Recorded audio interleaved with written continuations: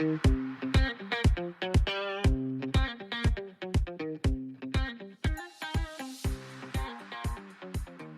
Scott, hello. Hello, hello, hello. Hello, Happy New Year. And to you, and to you. And am I right in thinking that you're in Denmark? I am indeed, yes. It's quite cold. I know. Well, I can imagine you get it colder there than we do here in Wales. Yeah, we're talking minus 9 now. Oh my God. It's a bit nippy. Lots of layers, and a cup of tea. Oh my God. Yeah, because when I originally contacted you, I just presumed, I don't know why, I presumed that you'd either be in Wales or be in London. So when you told me that you were in Denmark, it was a lovely shock because, wow, what a great country to be in. And you're living there, aren't you? Yeah, it's the last couple of years or so have been quite a journey. As far as bouncing all over the place, going from Wales to London to Denmark, it's written itself in many ways. But it's been exciting for sure. But this is the best thing about it. You just don't know what's around the corner. It could be anything. Oh my gosh. No. And you've been there a couple of years, haven't you? Yes, I've been here now 3 years actually. I moved just towards the end of 2020, start of 2021, around the time that Brexit was going through. Right, and I remember you mentioning that you got there before Brexit, didn't you? So the legalities are all. Yeah, so it was in order to be able to get the to cross over as a EU citizen or EU resident. It required me to be in the country and legally sign all the documentation before Brexit went through on the 31st. But at the time, of course, that was the coronavirus was stopping travel left, right, and centre. Of course, it was killing it, and so trying to actually get here to sign those papers was a story in itself. I think it took 36 hours for me to get across. Just to sign a piece of paper. That is mad. Yeah, went through Germany and Sweden to Copenhagen, and then took a train across Denmark. Oh, it was a nightmare, but I did it. And if it wasn't for that, I wouldn't be here. So worth it. And no regrets?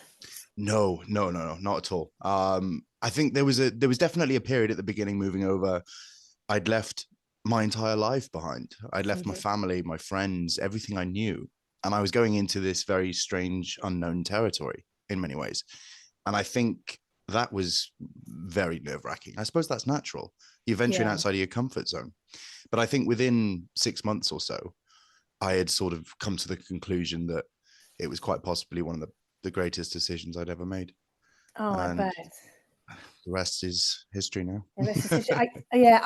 Having only been to Copenhagen or Hagen for 3 or 4 days, but at least I've sort of felt like I've experienced some of Denmark, and what a beautiful place it was, you know. It's, you know what, it's one of those places that seems to be, I mean, even for me, in my ignorance, you sort of go, where? Yeah. I was there thinking, okay. I mean, you know it exists, but you're not quite sure where it is or what it does or what happens.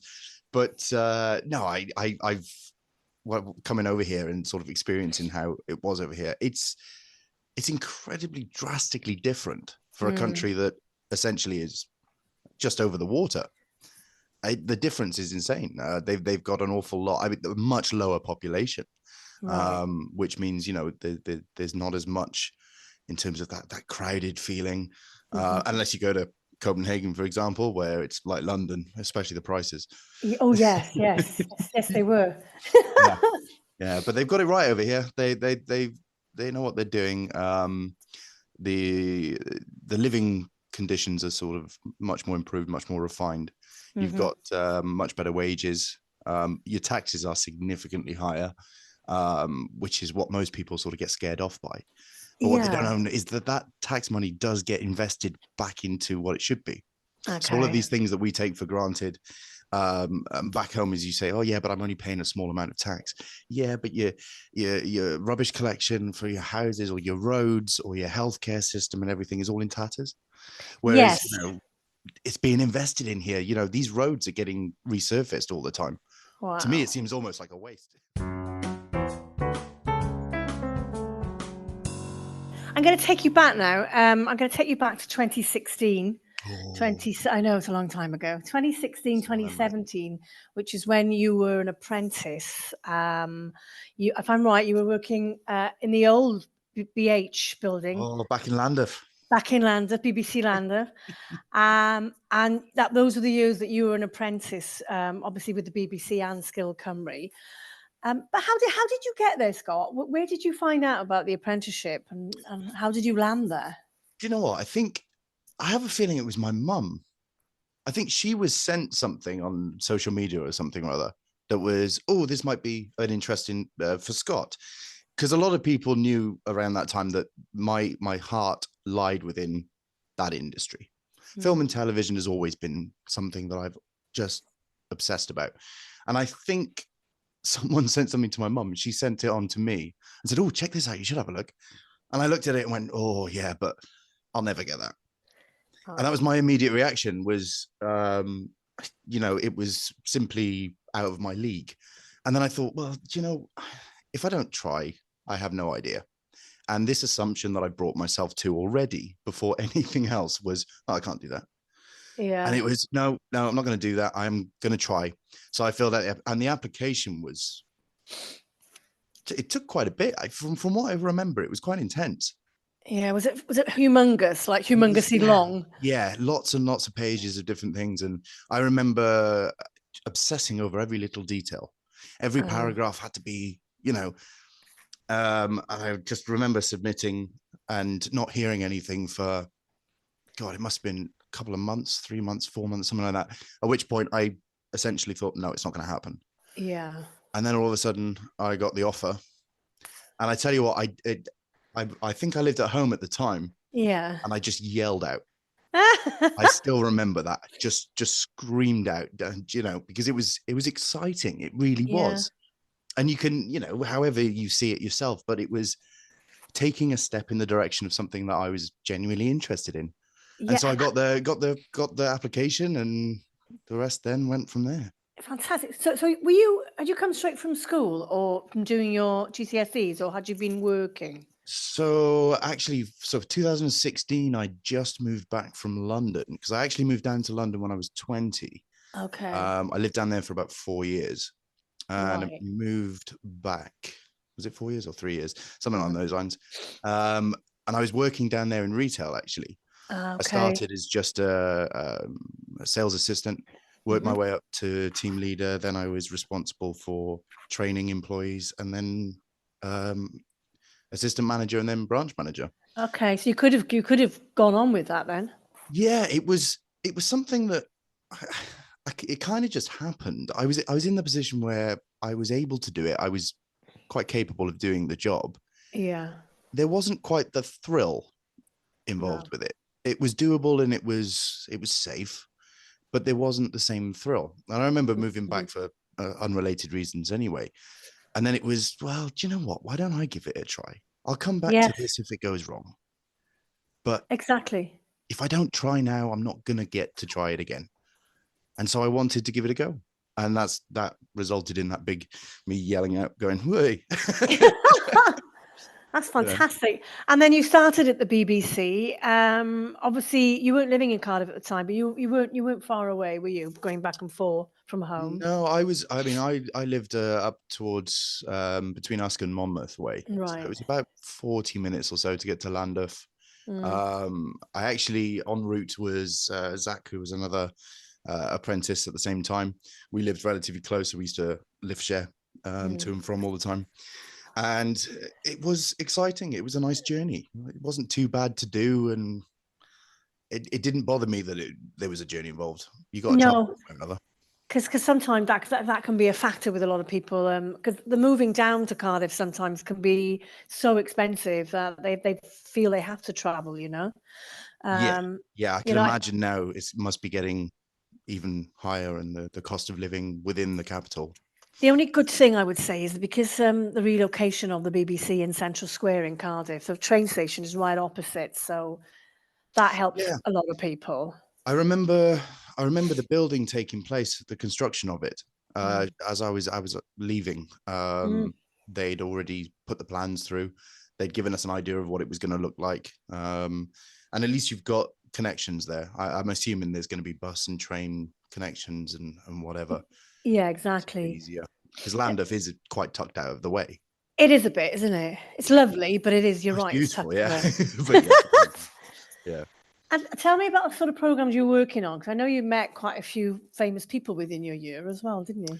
So at the time, a couple of different programs we worked on. We worked on X-Ray, which was sort of very similar to a program called Cowboy Builders I used to watch, but it was investigating local sort of stories in the area, and then they'd go out and they'd shoot them, and they'd create a program exploring this.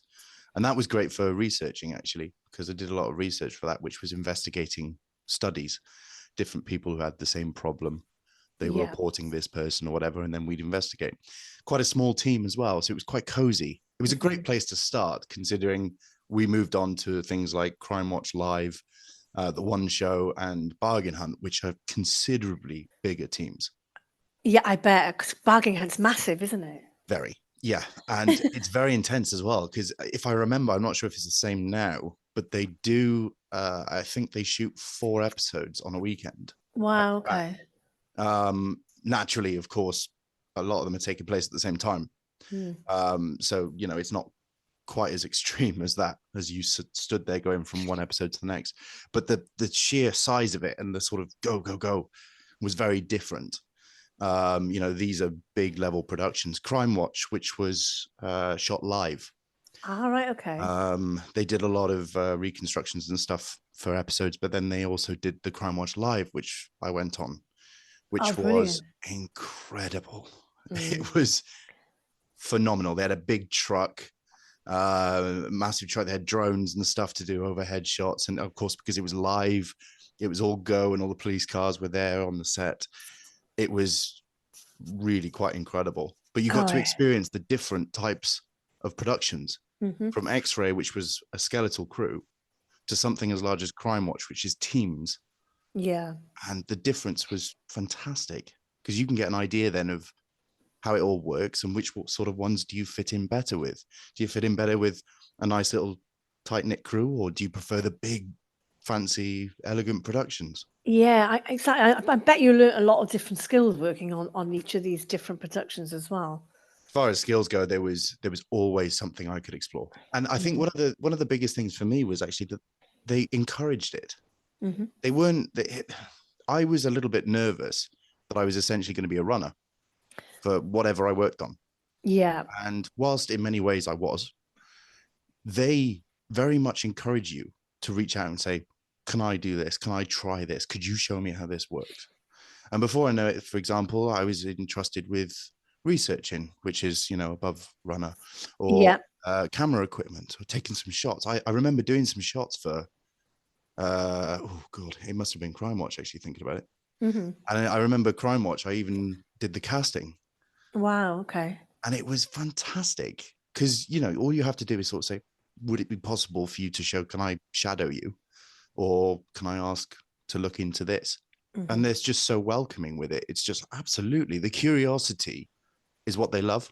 Yeah. They can see that in you. If you've got that drive, it doesn't matter if you're not qualified. They're not going to put you out there on your own and go, here you go.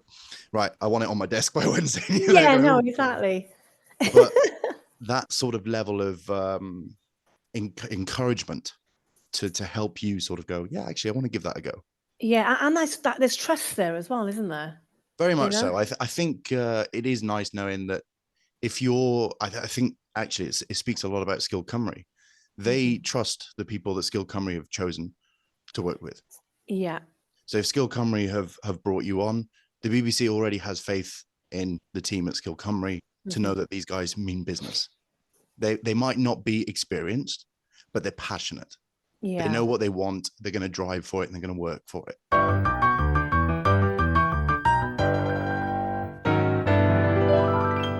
So how did you get on, Scott, with the diploma work, the work that you came in to do at Sgil Cymru? How did you find that? Did you find that married well with going in and working at the BBC and then coming out and doing a week's block work at Sgil Cymru? It was definitely, as far as sort of the paperwork itself versus the experience overhaul. I think the structure of how I would call it coursework, I think, for want of a better word, is very much tied into the roles and responsibilities. It very much allows you as a person to start analyzing what it is that you've done. Yeah. Because sometimes you'll get a question or there'll be a section to fill out and you'll go, oh, actually, I did this. And I remember that I used to take photos and notes when I was at BBC for when I came into the office, so that I had not evidence per se, but my own notes to refer to. Yeah. Me, I'm not great with coursework. When it comes to written things. Yeah, I put pen to paper and I struggle. In fact, I did with the course, being perfectly honest. And if it wasn't for Sue at the time, and Nadine and Matt, I think I would have been a lot worse off. But it was nice having the break as well, because I think when you're at BBC, or everyone goes off in their separate companies, separate areas, you don't really see each other. No, that's true. You might be at Rovelock over Landorfall now in Centre.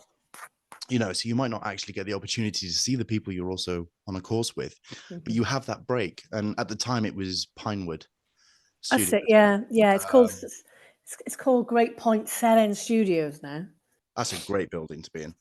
But that was a nice opportunity, a nice break from sitting in with all the professionals to go back to the learning environment, being with the people who were also doing the course with you. You had an opportunity to catch up and you'd see them. And it was because you are essentially a family. That team of us, we were very close. I'd like to think so.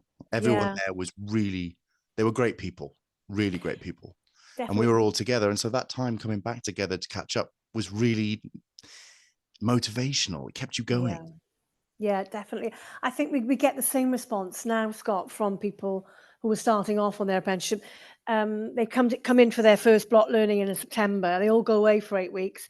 And I've been talking to them over email and stuff, and they're all looking forward to coming back because they haven't seen each other, That's it. There's that separation sort of thing. Your new work environments is daunting. It's, it's a lot to take in.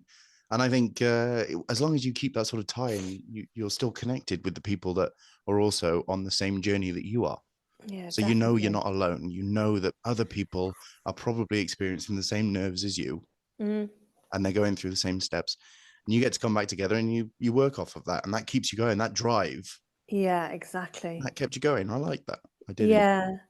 So during your apprenticeship, you mentioned to me that you were loving what you were doing. You were loving all the work you were learning behind the camera. But during your apprenticeship, you had a change of heart, didn't you? You had a little bit of a light bulb moment and thought, is this what I want to do? I will put all this to use, but is it exactly what I want to do? Yeah, it was. I've always wanted to be an actor. It was always sort of ingrained in me in some shape or form. And I think having moved to London, by the time I'd moved back, I'd let it go. Yeah. I realized that I wanted to be in the industry as a whole, and and then I think it was again shooting for Crime Watch, shooting X-Ray. I did a scene for X-Ray, and when I did the casting then for Crime Watch as well, I started realizing my passion and my love was actually for being in front of it rather than behind it. Whilst I did enjoy it, I knew that there was this part of me that still wanted to be performing. Yeah. And I still remember getting, I can't remember how far through the course it would have been now, but it would have been over halfway or so, and coming in and talking to Sue about where to go from here, which was, I was looking into what the next step was for me. And I was extremely nervous about it because I thought, this opportunity in production is fantastic. I even remember, talking to my parents about it. And it's a difficult one for them to understand because you're there with, a potential for a career within production, solid, and you want to trade that for so much risk. Yeah. And it was, why? What is it? It's just, I've come this far because I've chased my instinct. I've done what I wanted to do. If I stop now, I'm going back on what got me this far. And the nice thing is that with the production qualification, for example, had a change of heart, I could come back. You Yeah. still got that experience. You still got that knowledge. You can always, investigate that and push it forward again. Don't burn bridges, of course. I mean, there's no reason to, but keep your options open, but definitely go with what your heart is telling you. And for me, that was performance. I got through the diploma and realized that I wanted to go to drama school. Right. And yeah, I remember going and talking to Sue about it, because it was a difficult one to confess, because I was like, well, how am I going to be seen badly or whatever? And honestly, no, it was an awful lot better than I thought it was going to be. Okay.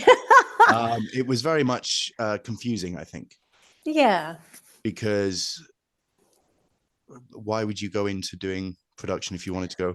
But I think most people forget that this is part of the industry.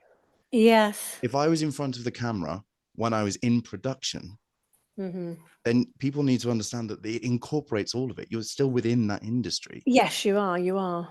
Otherwise, being on a production course, that would have made no sense to be in front of the camera. And yet that happened. And that's part of it all. It all comes under this industry you're looking to go into. And you'll find as well, one of the things with Sgil Cymru in the course, it allowed me to experience so many different things that made my ambitions much clearer. So you just made a decision. So you obviously wanted to finish your diploma, yeah, your year with the BBC. Very much so. And I made the decision to go to drama college. Did you have the right qualifications to get into drama college?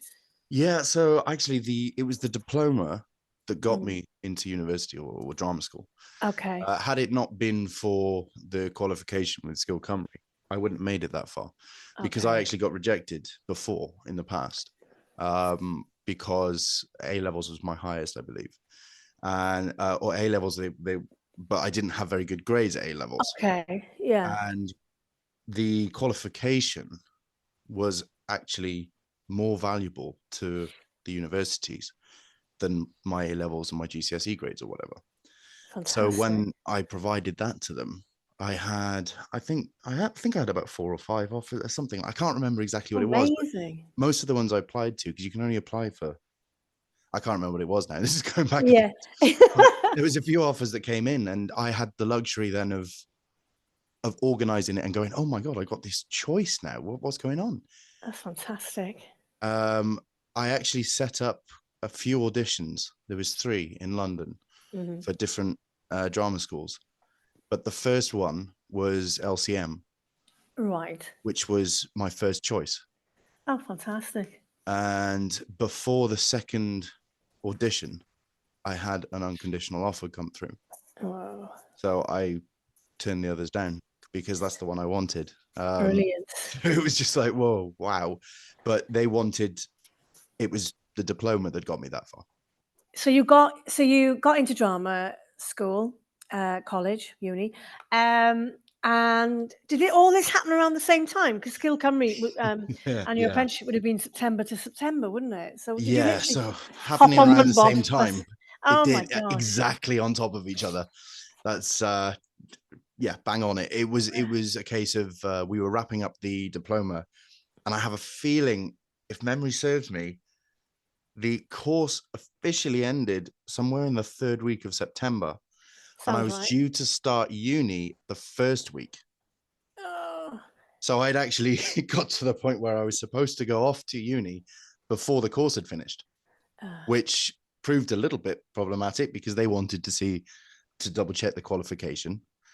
Fortunately, it didn't actually matter as much, because it was unconditional in the end. But the qualification didn't come through till October. So it was a bit of but the key there was communication. So not everything lines up. And the best thing you can do is talk with the people responsible that are asking for certain things, explain the situation. If needs be, ask them to put them in touch with the people for Sgil Cymru or whatever it was. Just keep that communication open, be honest, because we're all human. We know things don't always line up. So I'd actually, I'd completed the coursework by coming back every so often, as I was due to move down to London to start my degree. So it was all a bit of a chaotic on top of each other. It was all happening. Yeah, but it worked out. It worked out. Fantastic. So you do your move to London, and start on 3 years of drama school, yeah? Yeah, 3 years. Yeah. It was a honours degree. So it started end of 2017, that would have been, wasn't it? September Right. 2017, and went on till 2020. So 20 3 years, and brutal 3 years.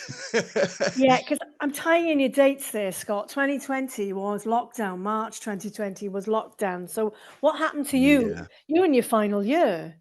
Yeah, that was phew, that was quite an experience, actually. That was something like, well, of course, naturally, no one knew what to do. No. No one had any idea.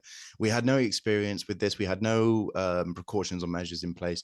As far as information from the government, it was contradictory. So everything was sort of, you do this, don't do that, do this.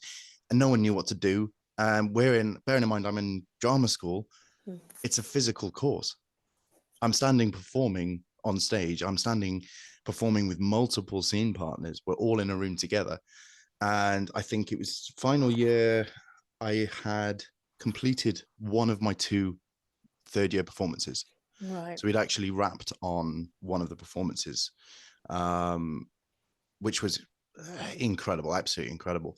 And we were starting rehearsals for the second one. And I think we were about 2 weeks into rehearsals when all of a sudden our director stands up and says, everyone, can you come around a second? And so we all came around, and the school's closing. Right. And we just sort of went, what? How does that work? We're supposed to be performing in 3 weeks.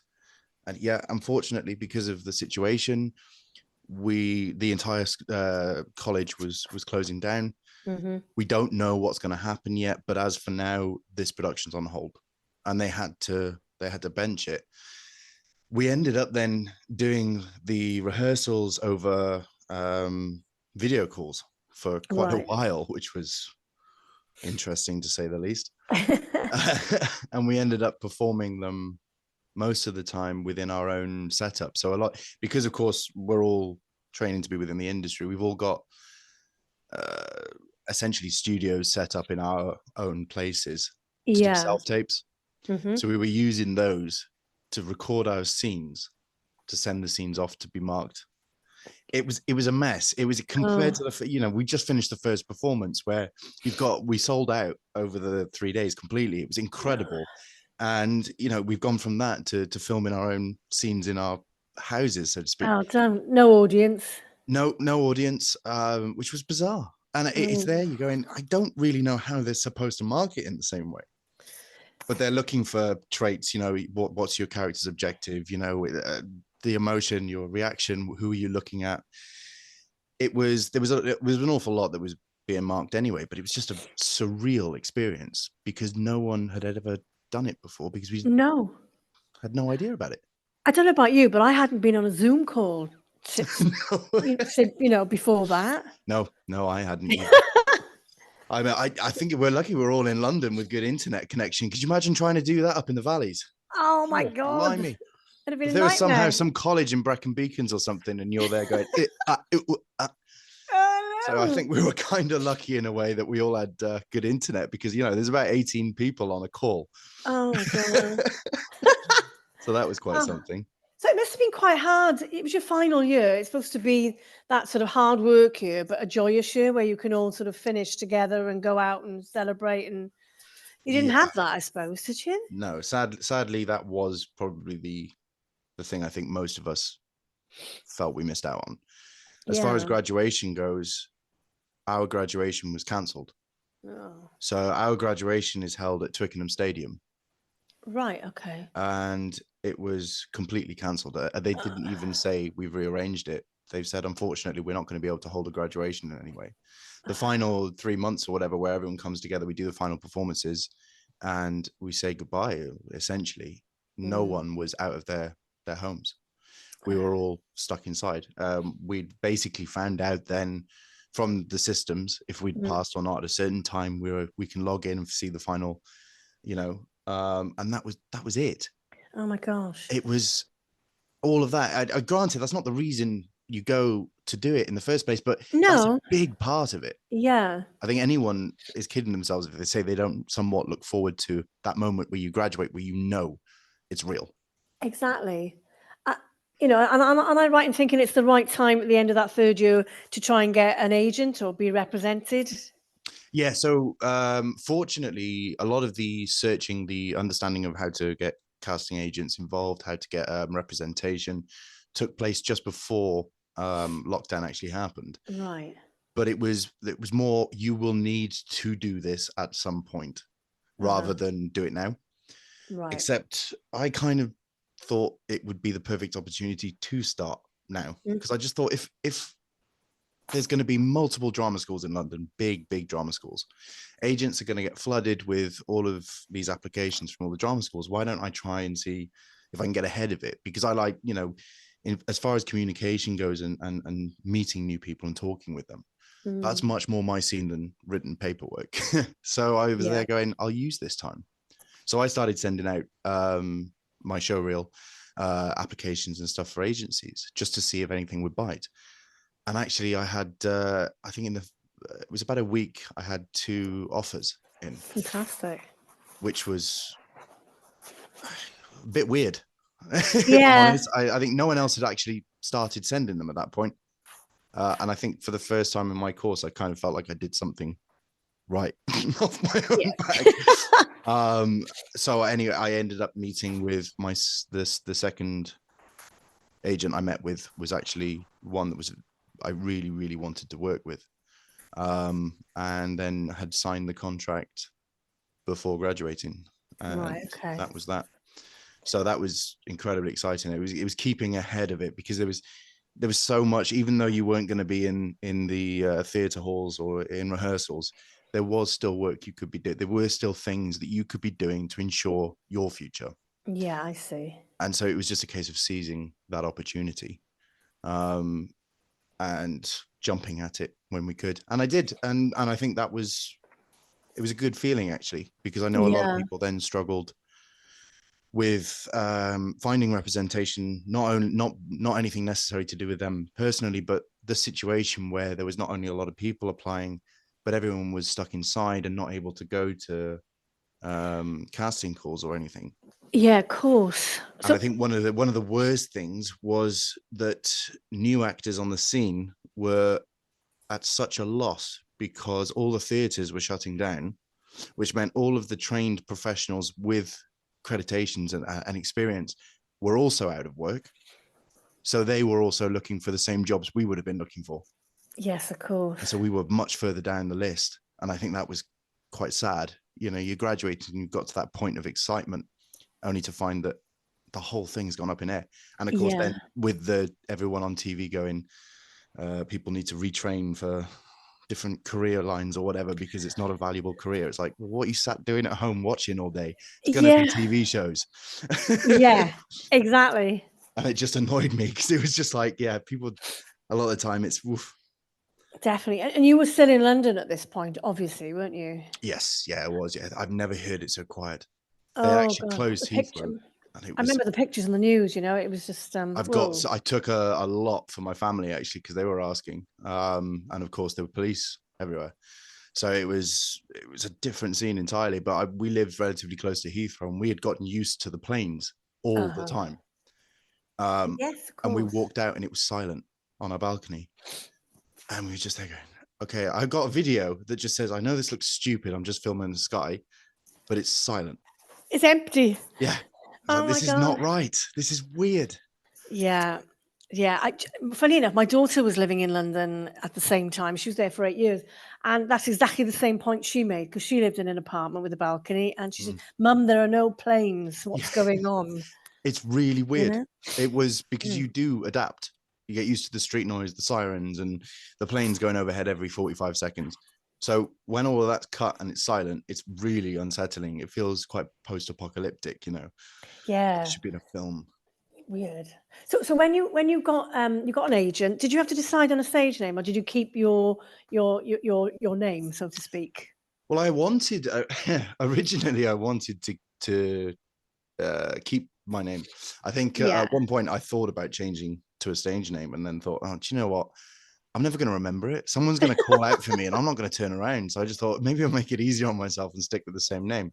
And as I went to register my name, I found that there was an actor in America that had registered my name, I think 3 months prior. I could not believe it, with the exact same spelling. I just could not believe it. I thought, oh my God, where's that come from?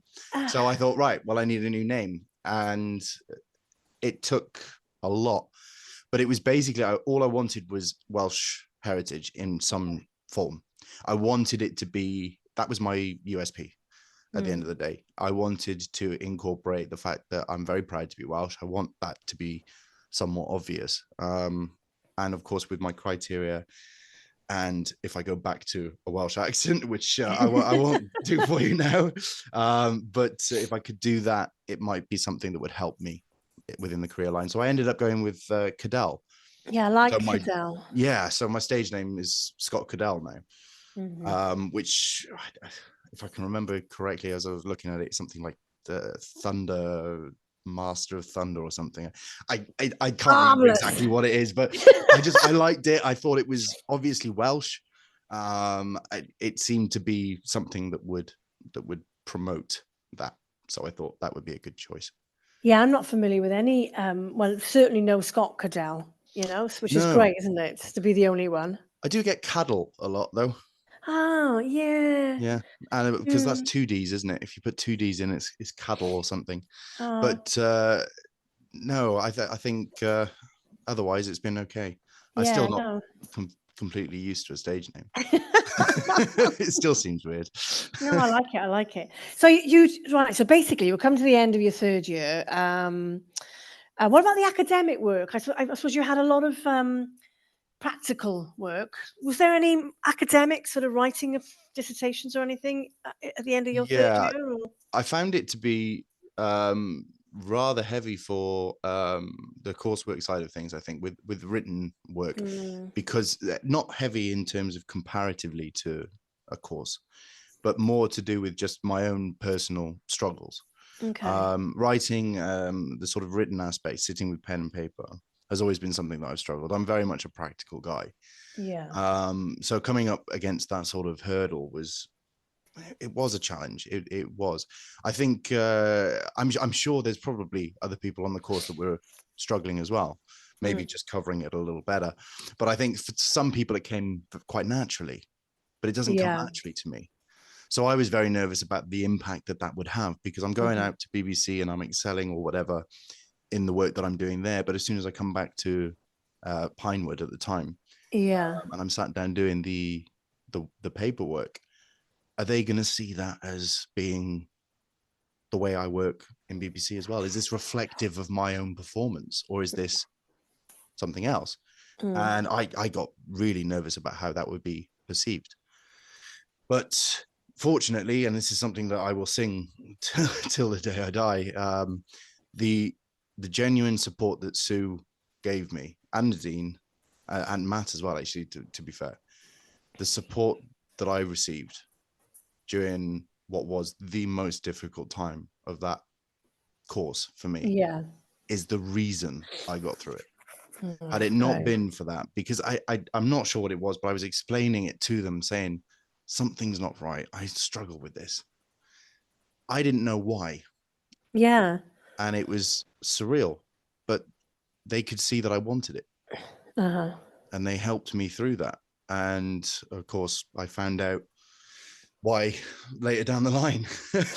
Because tell me a little bit about your diagnosis. How old were you when you got diagnosed? Because it was quite far on, wasn't it? It was, yeah. So I mean, I was 26 when I was diagnosed with ADHD. It took about 2 years actually to get the assessment.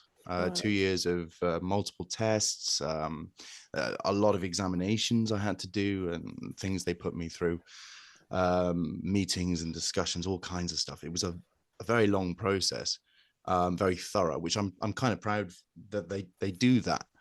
But that must have been, well, I'd graduated uni as well before I was diagnosed. So that must have been 3 years after I graduated Sgil Cymru. Wow. So for that entire period of time, I was having difficulties that I didn't know why. And it was heartbreaking. I always said one of the main things, one of the easiest ways of me describing to people was that I had to work twice as hard to get half the result. In order for me to get just half of what someone would do naturally, I was putting in twice as much work. And what a lot of people weren't seeing was behind the scenes. So it would be very simple to see that I was lazy or that I was not able to, or disinterested or whatever, but I was going home and I was still working, trying to do the things that I couldn't do in class, but not wanting to show someone. So I was keeping it behind the scenes. And that was one of the hardest things for both Sgil Cymru and uni. Was how I was perceived. Was this affecting you at school as well? Yeah, so I actually when I went through all the sort of school paperwork and everything over the years, which they assessed everything, the signs were there, but unfortunately our understanding of these things has come a long way since. And I think going back to when I was in school, when I was young, the understanding wasn't quite there. People weren't as aware of it, and it was very easily dismissed as an enthusiastic, distractible boy. Yeah. And I was just some energetic kid that was easily distracted, and that was just who he was. And it was just, oh, he'll grow out of it. And I think when I started taking life as an adult, I still had these difficulties. And I was like, well, hang on a minute, I'm supposed to have grown out of it. Yeah. What's going on? And I think one of the most misunderstood things when it comes to ADHD is that it's a neurological issue. Right, I see. It's not you're distracted. It's your brain is wired differently. Yes. It doesn't do the same things in the same ways. And I think it's not a case of like, the term ADHD is like, oh yeah, squirrel. Oh. It's like, okay. Yeah. No, that's not quite what it is. Actually, it's your mind is not able to perceive. You look at a piece of paper too long and it just turns into a different language, or it starts jumping off the page and starts forming pretty colors or something. It just your mind isn't able to take it in. No matter how many times you reread and rewrite, your brain is not doing much with that. No. But when it comes to stimulus, when it comes to physical, with BBC, for example, going out on those shoots, I was locked in. The focus was there. I was ready, and I knew exactly what was going on because it was stimulating my brain.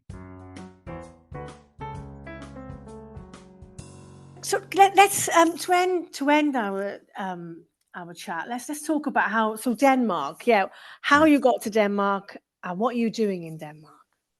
So over here now, just before moving over, I had to sort of pretty much put film production and that sort of stuff behind me for now, simply because the opportunities over here aren't quite going to be the same with the language barrier.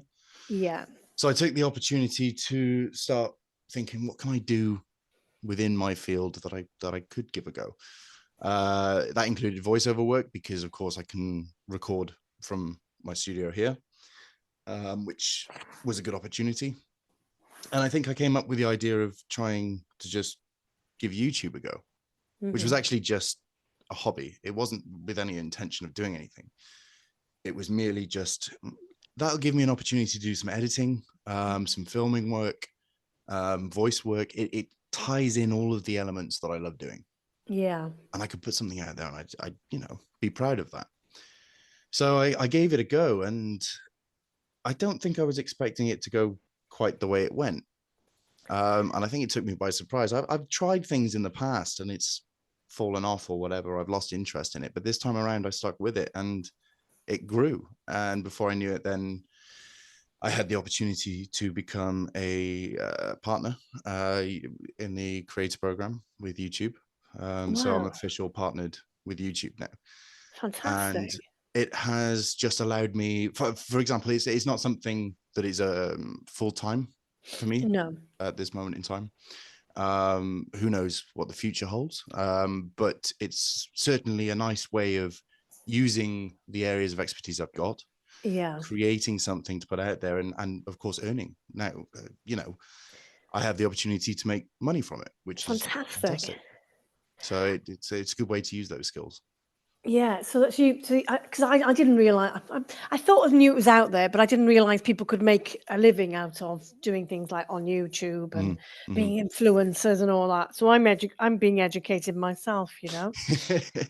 Yeah, Um, it's definitely brutal. You're your own responsible for your own progression.